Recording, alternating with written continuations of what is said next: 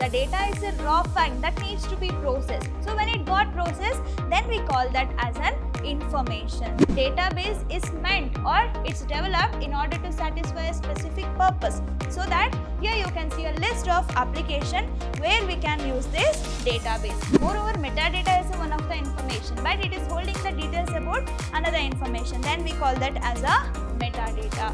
Whenever we have a multiple users accessing to the database, at the time they must ensure that only one transaction should take place.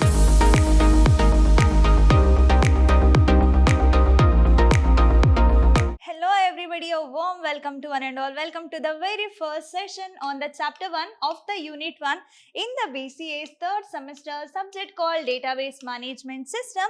In short, it is DBMS. I am Rohini TS, Department of Computer Science, Vidhyaashram, First Grade College, the Temple of Excellence, MYSURU. In our today's session, we are going to learn about the introduction to database system and what are its application, where and all we are going to use this database. Before that, you will get to know what is data, what is information, what is database, what is database management system. Along with that, I will be discussing what are the characteristics and purpose we have with this database approach, and also I will discuss who are all the people associated with this database system. That is what actors on the scene, actors behind the scene. That is what we will be discussing at the end of this session. Let me get into the first session, that is regarding what? Introduction to database system here. So before understanding what is database management system, first you all need to understand what is data, correct? That is what a basic fundamental thing. Data is a raw fact that needs to be processed. Simply if I am writing param 12, so somehow it is meaningless. I don't know what this 12 is all about, what this param is all about. Instead of, if I am writing like this, name is equal to param and age is equal to 12, that is more informative. So the data is a raw fact that needs to be processed. So when it got processed, then we call that as an information. So when I have a logically related data, when I have a collection of logically related data, then we call that as a database. Here you can see that first data is what? That is a fact and statistics which is going to be stored or free flowing over a network. So moreover, it is what? Raw facts and unprocessed. If it is processed, then we call that as an information. So when the data is meaningful, when data is used in order to make a certain decision, then we call that as an information. So when a data is processed, turning it into some meaningful things, then we are calling that as an information. Fine, we got to know what is data, what is information. Then what is this database? Why do we require? I have a data if it is logically related to each other. So for example, you have a cupboard. So in that you are going to store your closet. That means you are going to keep your t-shirts once, you are going to keep your jeans one side. That means what? Are we going to keep the vegetables or fruits in the cloth cupboard? No, right? Why? Because we are keeping the logically related data. There must be some meaningful things or there must be some relationship between the object, what and all we are storing there. So this database is also like that only. So database is a collection of logically related data. That data needs to be logically related to each other. Then only we call that as a database, and which is going to be organized in a way that data can be easily accessed, managed and updated. If you wanted to remove any of the shirts from that set, you can do it easily. If you want to add one more cloth to that particular set of cloths, that also you can do easily. That means what? When a database is a logically related to each other, if it is having a collection of logically related to each other data, then it will going to be easy in the terms of what? Updating, managing and even accessing. Then we call that as a database. Moreover, it is going to always represent some aspects of a real world. You can take the example of employee. So that employees of a particular organization will going to have a logical relationship between one department to another department. They are all logically related to each other. If I have a data about the employee, that can be easily allow us going to do the modification and accessing as well as doing the updation. So always this database will going to represent some real world elements, or it always represents the aspects of real world, and also it is logically coherent collection of data with an inherent meaning. So everything is logically related to each other.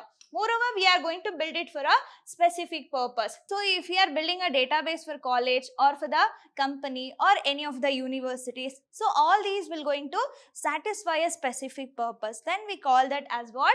Database. Moreover, it is used to organize the data in the form of a table. We are going to use the table concept in the database. That table comprises of rows and columns. In the rows, we are going to feed the data. In the column, we represents the attribute. As of now, you just need to understand what and all will going to be used in order to represent that. Later, you will get to know what is table, what is schema, what is views, how we are going to do these reports, everything that you will be learning in the coming sessions. As of now, you all need to understand what database is all about. Fine.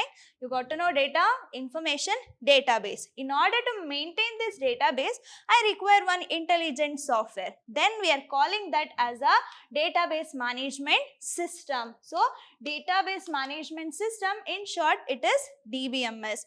We have a data, we have a meaningful information, and we have a logically related data as a collection, that is database. In order to maintain that database, we require one software, then we are calling that as a database management system. So, a software which is going to allow us to creation, definition and manipulation of the database. I can create a database. If I am creating a database, then it will be a collection of table, views, report, everything will be there. So, with the help of this DBMS, we can create, define and manipulate the database, and also it allowing the users in order to store, process as well as analyze the data easily. With the help of this DBMS or a database management system software, we can do allowing the user to store the process data, and we can also analyze it. We can do the manipulation, updation, creation of a database. Everything can be takes place with the help of this DBMS, and also it is going to provide us with an interface.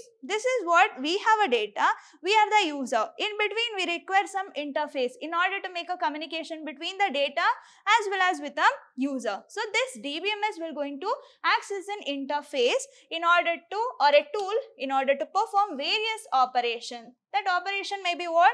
Creation of a database and storing a data in the database and also updating that data, creation of a table in the database, and lot more we can do with the help of this DBMS software. And also this is going to provide some protection. So if you think about the data, somehow it is confidential, sensitive, and also we have a private data. So if I wanted to use this software, then it has to provide protection and security to the database. Then only without any fear, people can use that, correct? That is what the reason we have a database management system here, and also it is going to maintain the data consistency in the case of multiple user. For example, you can take the example of Book My Show. So, you will get to know how many seats are vacant, how many seats are filled, but do you really get to know who is the user or who is the people, one who is coming there, who is booking this particular seat? We won't get to know, right?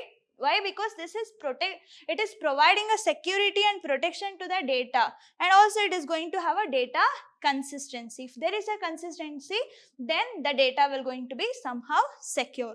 All these we can get with the help of this DBMS. Then what are the example we have for this DBMS?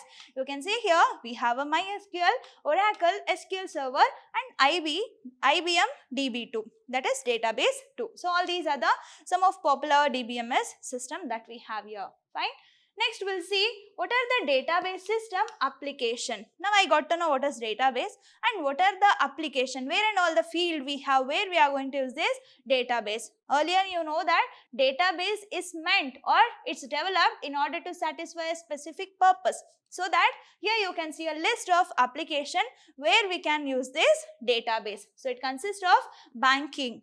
Anyway, if you consider the bank as an application, then it has to store the details about the loans, it has to store the detail about daily transaction, what is happening in a bank, and who are all the users or who are all the account holders, who are all coming for the check verification. So many things we have in a bank, so that all the logical related data will going to be stored with the help of this database. And also we can have this water meter billing. That is what the reason per every month we are getting the water meter billing, even KEB bill or electrical bill. So all those are coming based on some application here, and also we have a train and airlines. So in order to hold the details regarding the number of aeroplanes is arriving and departing, its timings, so all those data needs to be stored somewhere else. For that also we can use this database. And schools and colleges for educational purpose, and credit card transaction, that is what the reason monthly what and all bill we are getting due, we are getting as a notification,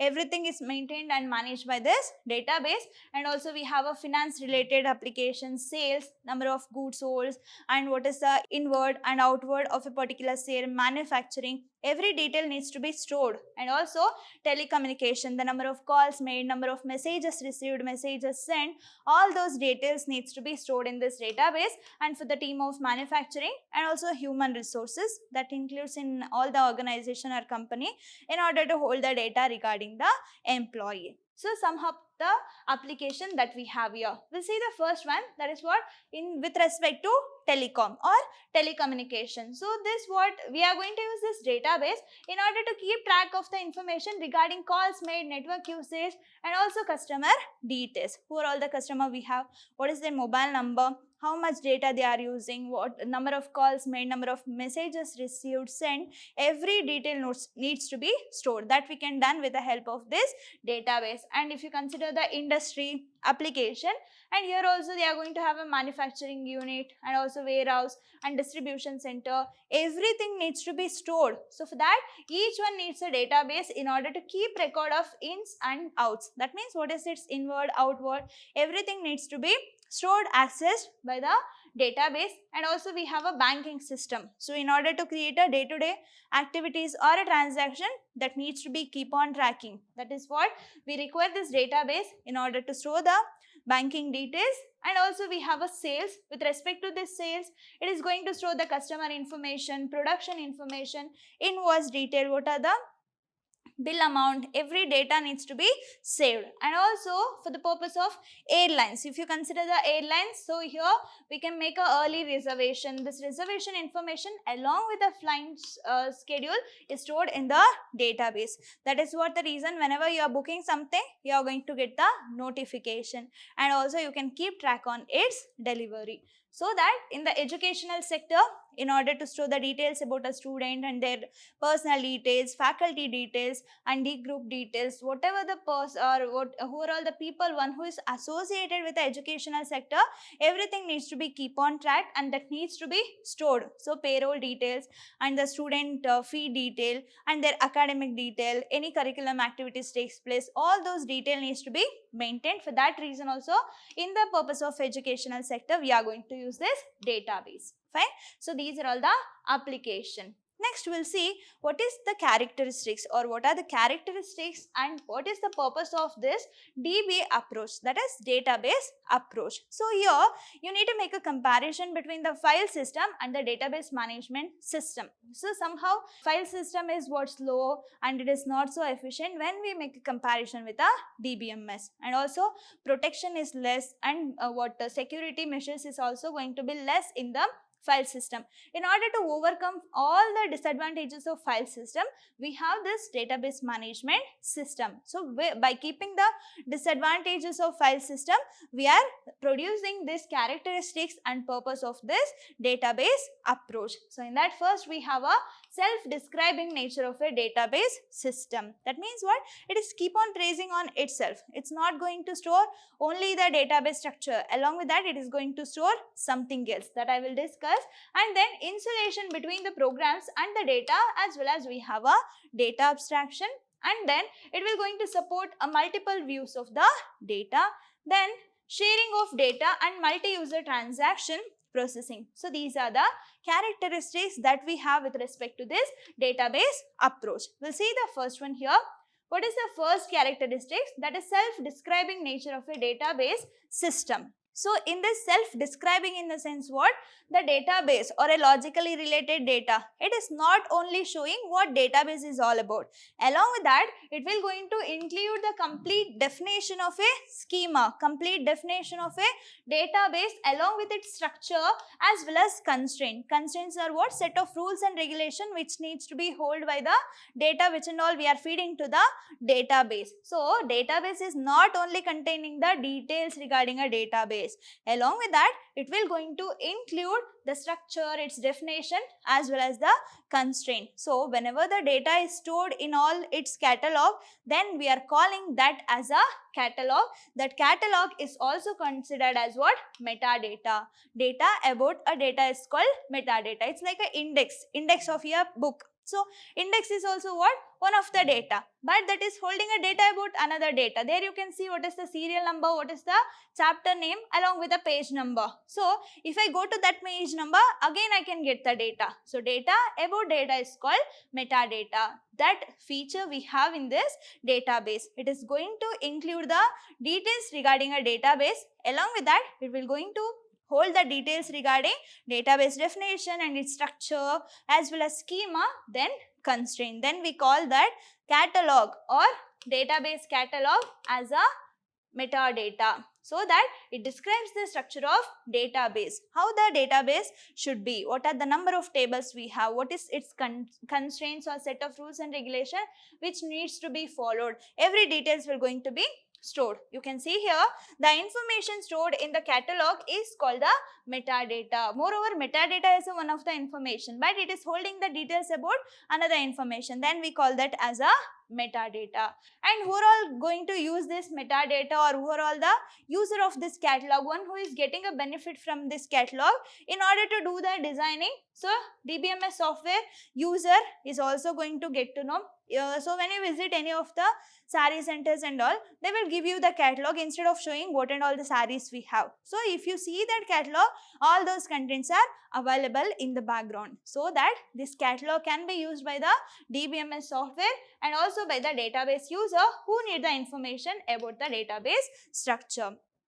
So if here DBMS software or software engineers, so whenever they wanted to make a changes to this database, at that time they must know what we have in a database, what is its structure, what are the constraints, set of rules and regulation we have. So in order to hold all those information, here we have a database catalog. With the help of this metadata or a database catalog, we can get the benefit, or we will get to know the structure and its whatever the schema along with a constraint we have. This is what the first characteristics, that is self-describing nature of a database system. Next, we'll see insulation between the programs and data. That means if you are doing some changes to the first floor, that should not affect on the second floor. That is what we have as a program data independence and program operation independence. So you can see here, if you consider the file system, so we have a files here, and in order to access this file, we have a application program. If I am doing any changes to this database file, then that content of this database file will going to affect on the application program, that is in the file system. But if you consider the database, so here I have a data files, or it is going to include certain information. So in order to access this data file, I require one application program. If I am doing any changes, or if you are doing or modifying any of the content in the database file, data file, at the time this data file changes or manipulation will not going to affect on the content of this application program. Why? Because we are not at all going to make any changes to this application program in order to access the content of this data file. That is what we are calling this as a program data independence. Data is independent and program is independent. If something going changes with the data file, that will not going to affect on the program. So that the structure of a data files is stored in the DBMS catalog separately. So here you can see that we have our data files. That data file will going to be stored in the DBMS catalog separately. That data file is separate here, and in order to access that we have a application program that is separate, so that there is no interdependence between these two. Then we are calling that as a program data independent, separately from accessing program. So if you are doing any changes to the data files, that will not at all going to change, or it will not going to affect any content of this access program. That is what the reason we are considering DBMS is somehow more efficient than the file system. Then what about this program operation independence? So we have a operation, that is set of tasks is taking place. So when it comes to the operation, that comprises of two types of the things will be there. Mainly it is going to include the interface as well as implementation. If I consider the operation, that comprises of interface and implementation. So this interface shows that how we are going to interact to the system, and this implementation shows that what is the programming language that we are using. But when it comes to this operation program independence, so that the operation specified in the two parts, as I told earlier, that comprises of interface and implementation. That interface is different and implementation is different, so that both are not at all going to be dependent on each other. So if you are doing some changes to the interface, that will not going to affect on the content of its implementation. So that when it comes to the interface, that includes the operation name and data types of its argument. It's like a function. We are sending what is the name of an operation. For example, if I am doing addition or a sum, that is the name of an operation, and data types. Am I doing a operation with integer, float number or boolean number? That and all I am going to specify. That is comes under what? Interface. Then what about this implementation? Can be changed without affecting the interface. We can change the program, or we can change the operation or implementation without affecting this interface. Then we are calling this best nature as what? Program operation independence. So this is how it is making a more difference than any other file system. Next we'll see about this data abstraction. So we all know how to use washing machine, how to use WhatsApp, but do we really know how it is taking place internally or how it is working internally? Somehow that is no, right? That is what we call this as a abstraction. It is showing only the essential part by suppressing the background details. Then we call that feature as a data abstraction. As I taken the example of Book My Show. So we all know, or we will get to know what are the number of vacant seats we have, what are the number of filled seats we have. But we won't get to know who is the user one who got it booked. That we don't know. That means what?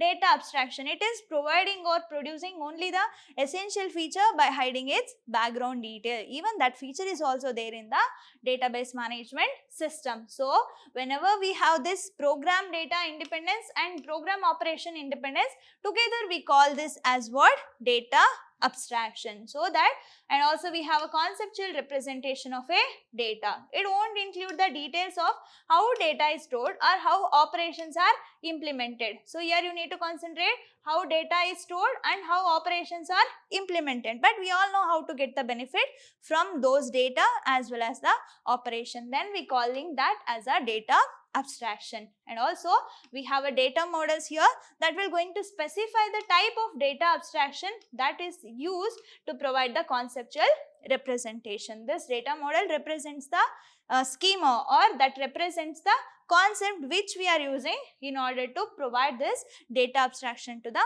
database system. This is also one of the characteristics. Next, what we have, it supports the multiple views of the data. For example, let me take an example of WhatsApp. If you consider the WhatsApp group, if you are the admin of that group, the interface for you is going to be different. If I am a participant, then my interface of that particular group is different. If you are an admin, then you can make someone as admin, you can remove them, you can add some participant. That and all the option that you are going to get. If there is no multiple views of a data, then that wouldn't be able to do that. Then that feature is also there in this database, so that it is going to support multiple views of the database. We have a different number of users that I will be discussing in the coming slides. we have a different people which is associated with a database files, database system. So every people or every actors on the scene, behind the scene, or every user of the database should get their own kind of interface. They should have their own view of the data. If I am a database administrator, for me the database somehow looks different. If I am the end user, then I won't bother about how it got implemented, what is the data we have. Instead of that, I will just focus on how to get the details from it, how to get the benefit from that. That means what? We have a multiple user. For every user, this database will going to look different, so that we can have with the multiple views with the help of this view concept. Then what about view here? It is a subset of the database, and moreover it will going to contain the virtual data which is derived from the database file, but it is not explicitly stored. You will get to know how to access it or how to get the benefit, but it won't showcase us where the data got stored, how the operation is taking place. Moreover, it is a subset of database. And also we have a multi-user DBMS. So user may have variety of distinct application, must provide a facility for defining a multiple views. Then only we can have a multi-user and multi-views of the database. We'll see the next feature here, that is sharing of data and multi-users transaction processing. So sharing of data. If we don't have a ability to share the data from one system to another system or from one user to another user, then it is of no use. If we are all using WhatsApp, if it is containing any of the sharing of images, videos, audios and all, then we won't going to use that. And also, if you take the example of Book My Show, if you are trying to book some of the tickets, at the same time, even if another people is trying to book a tickets, will it going to say for no for everyone? No, right? If you are also trying to book a tickets, even some other people also trying to book a tickets, then there will be no issues in between. Then we call that as what? Multi-user data processing system, so that it is going to allow multiple users to access the database at the same time. If we are all trying to book a train ticket by making use of some Tatkal and all, it's not at all going to say no for some other people instead of one people, so that overall the users or who are the multiple user we have, everyone have a ability, or it is going to allow us to do the accessing of a database at the same time. Okay, then we are calling that as a concurrency. In order to have a efficient usage of a accessing of a content of a database, then the maintenance and controlling of that concurrency is also going to be important, so that we have a concurrency control software that is controlling the multiple users access. There should not be any isolation. One transaction should not affect the other transaction. So in order to maintain all those things, we have this control or concurrency control software. Mainly this ensures that several users trying to update the same data to do so on controlled manner. So if it is getting deducted, for example, you just imagine we have two clerks in a bank. So if one clerk is deducted amount from your account, something you have withdrawn from your account, let me consider 2000, you had 5000, now it needs to be 3000, fine. So if clerk 1 is deducting 2000 from your account, another clerk 2 should not do the same thing. So if he is also doing the same thing, then another 2000 will going to be deducted from your account, so that whenever we have a multiple users accessing to the database, at the time they must ensure that only one transaction should take place, so that updation, if all are trying to update the same data, then that should be in the control manner. If it is done by one clerk, that should not be able to do the same thing for another clerk at the same time for the same transaction. And also it is result of the update, it's correct. And next what we have, it should provide an online transaction processing application. So with the help of this feature, we are all able to do the transaction over the online. Fine.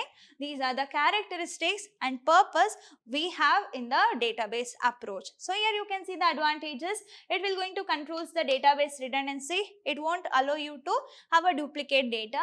And then we have a data sharing. Data can be shared over the internet and easy maintenance. it is also going to reduce the time of processing. So if it is taking 1 hour or 2 hours in order to reach a message from one person to another person, somehow it is difficult. If you are trying to book a movie for 10 a.m. show, if it is getting booked by 11 o'clock, then somehow it is useless. So that it is going to reduce the operational time, and also we have a backup option here. That means it is providing a protection as well as security to our data, and also it is providing multiple user interface. These are the advantages we can get with the help of this DBMS. Fine. We got to know what is data, what is database management system, what is information, what is DBMS as well as database, and also we will get to know what are the characteristics and purpose we have in a database approach along with application, and now you got to know advantages. Next we'll see who are all the people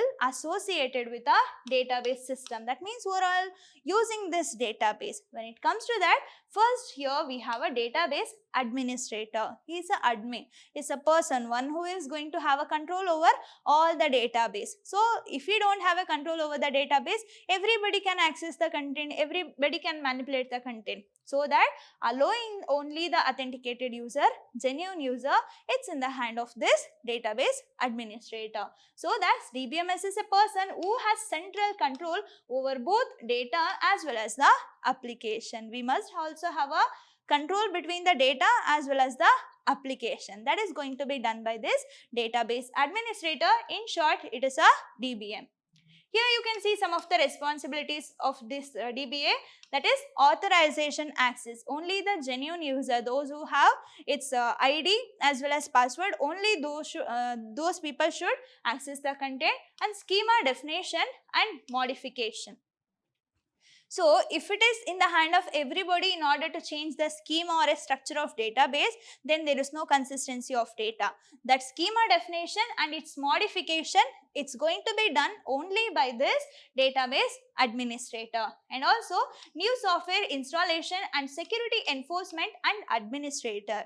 All these responsibilities in the hand of this database administrator. Whether you wanted to create a table, database, or any of the view reports, everything you should be authenticated user. Then only it is going to allow us to do. And coordinating and monitoring of a database, acquiring the software and hardware resources. If it is necessary, only the resources will going to be allocated for the end user. That allocation and deallocation and coordinating and controlling of all the databases, it's going to be done by the responsibility of this database administrator. Next, who is that people? We have a system analyst. If I wanted to create a database, then I should understand, right? Then I should analyze what is the problem, what user is seeking for. Then that analysis will going to be done by this system analyst. They are going to determine the requirements of end user. If they don't know, or if my purpose is for bank or for education purpose, if they don't know my requirements, then they won't be able to create a database. So that in order to do the analysis, why this end user require this database, in order to do that analysis, we have a system analyst here. So mainly to create a solution for their business needs and focuses on the non-technical as well as the technical aspects. If you are a normal end user, then we won't know, or we won't be able to get to know what is technical and non-technical aspects. So then there must be some people know in order to analyze the data and in order to understand what is our need and requirements. So in order to have that, we have a system analyst here. Once it got analyzed, then that needs to be designed by designer. If it got designed, then that should be comes as a working procedural model. So in order to make it work, then we have this application programmers. They are also considered as a software engineers here. These are the computer professionals who implement the specification given by the system analyst as well as develop the application program. Whatever the schema which is given by this analyst by analyzing the requirement of an end user, we have a programmers or a computer professionals. They are going to make that model work by writing a programs for that. They are going to develop a application program, and also they are going to test, debug, document and maintain the canned transaction. This canned transaction is meant for a particular purpose. So they have to do the testing. There should be no errors or no bug. If there is an error, then they should do the debugging, and also they should do the documentation as well well as the maintenance of all those transactions by writing the program. That is going to be done by this system application programmer. Next, who we have, that is database designer. Analyst will going to analyze what is the need. After analyzing the need, that needs to be designed. That is what going to be done by this database designer. He is responsible for identifying the data to be stored in the database, for choosing the structure to represent and to store the data. So they mainly what they are going to do, they are thinking about the structure, or they are thinking about the backbone of a system or skeleton representation of a database. So they are going to identify the data which needs to be stored in a database by choosing what is the structure, which structure is appropriate in order to store the data. All those will going to be designed by database designer, and they are interact with each potential group of user and develop the views of the database that meets the data and processing requirements of these group. Main thing is what? We have a database. I have something in my mind that can be what? Bank data database or educational sector database, water meter billing, whatever could be the database. First what we are, I should go with a system analyst. They are going to do the analysis. They think about what and all the requirements. After analysis given the document, this database designer, so database analyst will going to do this. After that, designer will going to design what must be the structure of a data, how we are going to store the data here. So all these will going to be done by the designer. So once they got the blueprint, after that we have a programmer. Programmer will going to do the coding. So they are going to use some of the programming languages